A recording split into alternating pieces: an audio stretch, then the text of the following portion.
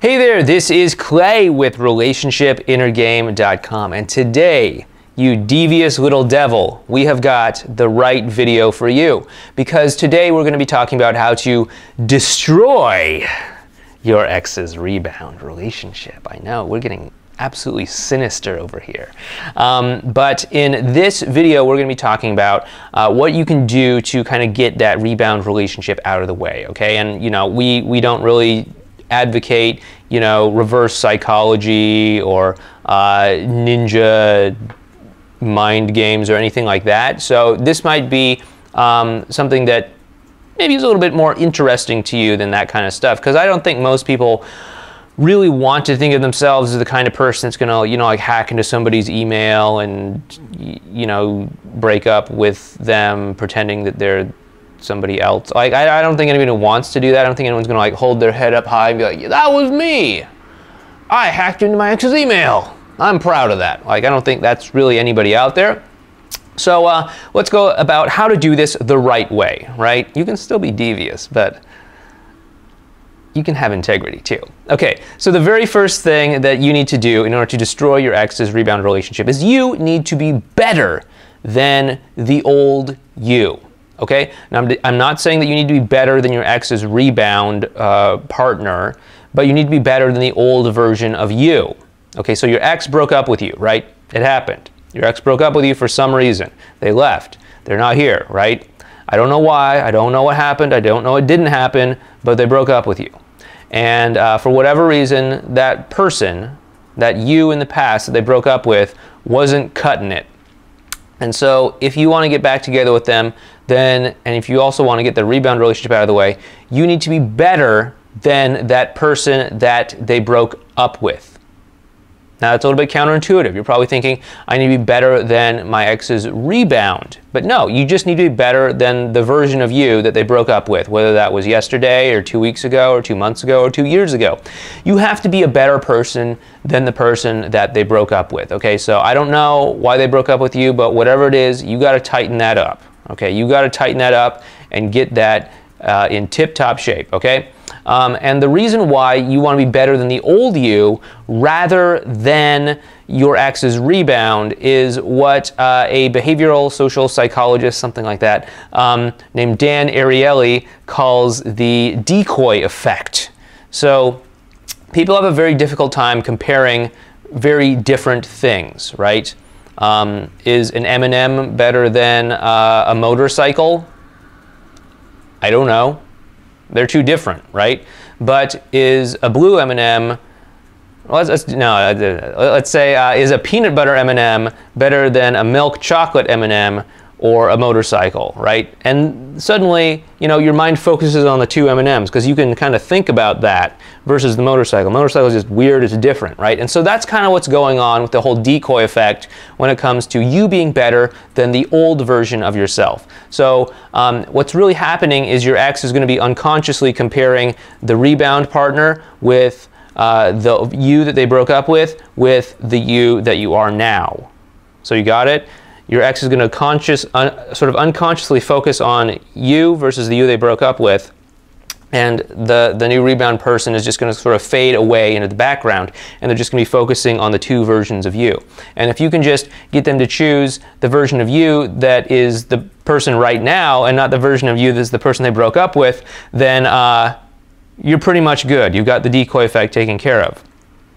You can go ahead and look up more about the decoy effect if you really want to know more about it, but this is what we've advised our clients on before. It's worked amazingly well in the past, so you can trust that's kind of what's going to be working here, okay?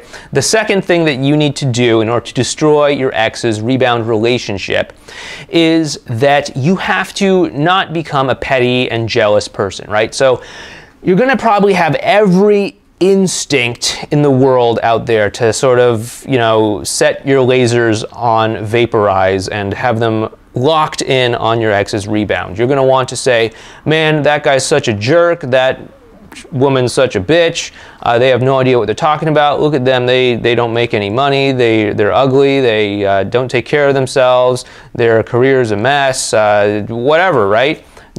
you're going to come up with these things, but you have to not communicate that to your ex, because that's just going to come across as petty, and it's going to come across as you being jealous. Okay. Now, you want to keep this stuff to yourself, and don't be trying to destroy that person. Don't be trying to destroy their reputation. Don't be trying to destroy the way your ex sees them. Okay. Because really, what's going to happen is it's just going to put you in a bad light, and your ex is just going to see you in a bad light, okay? And you're going to be like, look, you're like spreading rumors about this person, you're talking bad about this person, like, what does that say about you, right? And so don't play that game. Now, your ex's rebound might play that game with you, and that's fine, because it's just going to backfire on them if they try to, you know, trash talk you or something. So don't worry about that. But you don't want to play that game, because that's going to hurt you in the long run, okay? The third thing that you want to do to be able to destroy your ex's rebound relationship is you want to be friends with your ex. Yeah, you want to be in the friend zone. Okay, so this is kind of controversial, but the friend zone doesn't exist between you and your ex. It really doesn't. Now, the friend zone does exist in dating circumstances, in you know, like situations where maybe you go out and you meet somebody and you've never been in a relationship before, and for any number of reasons that person just isn't attracted to you ever. Like, that's totally feasible. But if you and your ex have ever been in a romantic relationship where, you know, you've loved each other, you've maybe been intimate with one another, you've done all sorts of romantic things with one another, you don't have to worry about being in the friend zone. Your ex is never going to see you as a friend. Okay, really.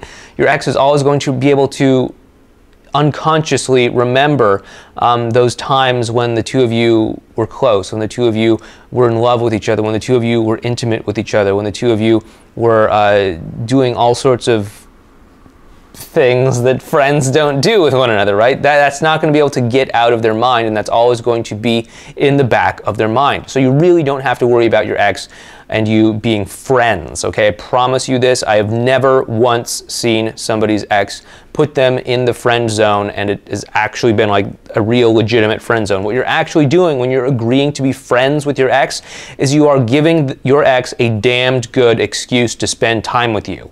Because what's really going to happen is your ex is in a rebound relationship, and you call them up and say, hey, what's going on? You want to get together for coffee and catch up? And they're going to be like, I don't know, should I really get together with you for coffee? Like, you know, my new partner over here, they might get kind of jealous, like, you know, me getting together with my ex for coffee. I don't know if that's really a good idea. And what you're doing is you're giving them the opportunity to tell themselves, oh, it's okay, I can get together with you for coffee because we're just friends. Got it? You're giving them an excuse to spend time with you. You're giving them an excuse to spend time with you so that you can build up that relationship between the two of you. And that's never going to happen if you are unwilling to be friends with them, if you're unwilling to put yourself in the mythical, non-existent friend zone, okay? Because I promise you the friend zone does not exist in this circumstance.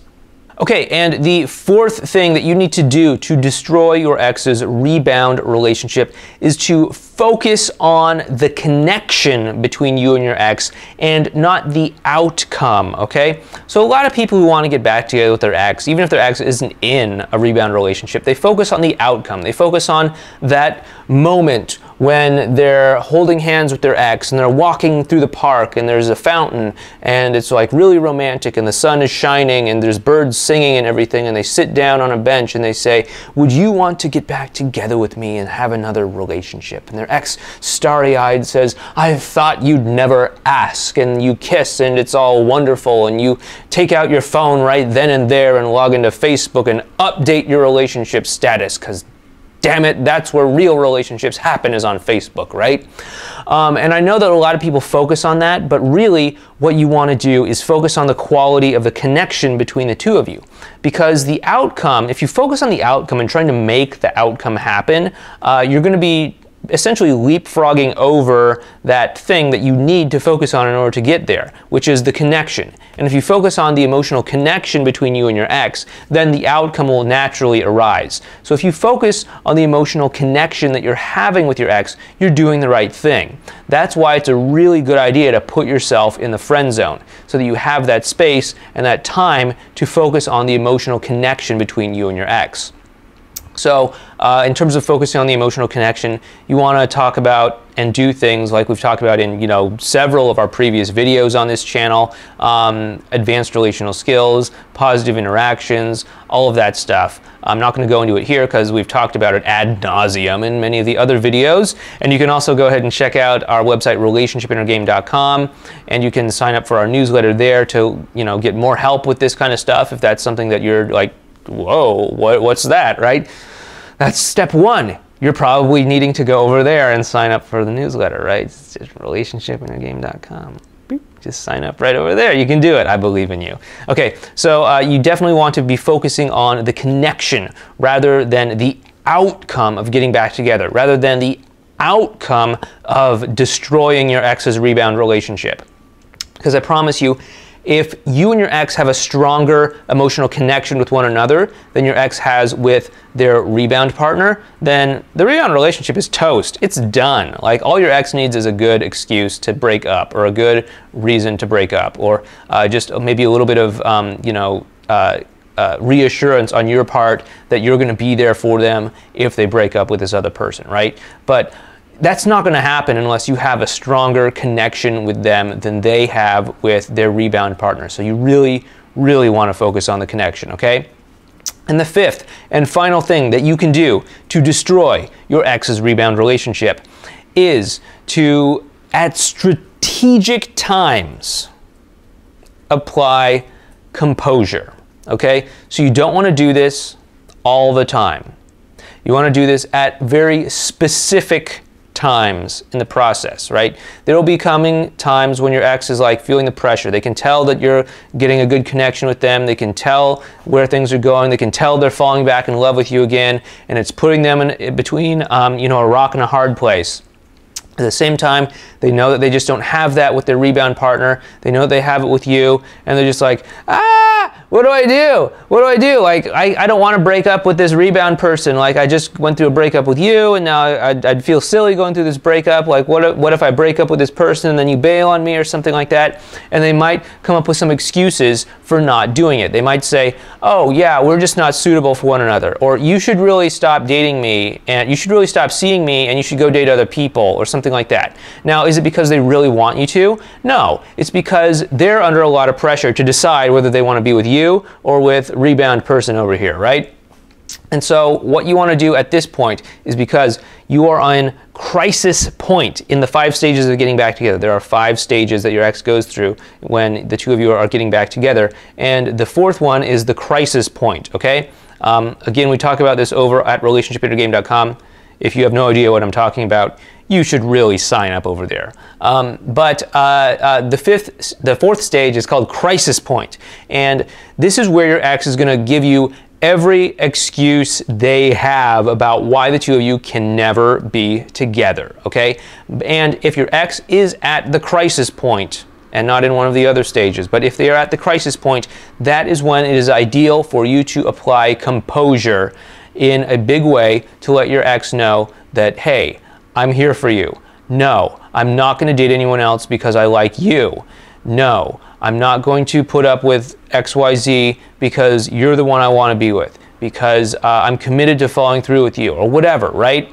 And this will only work, again, at crisis point. Say it with me. When will this work?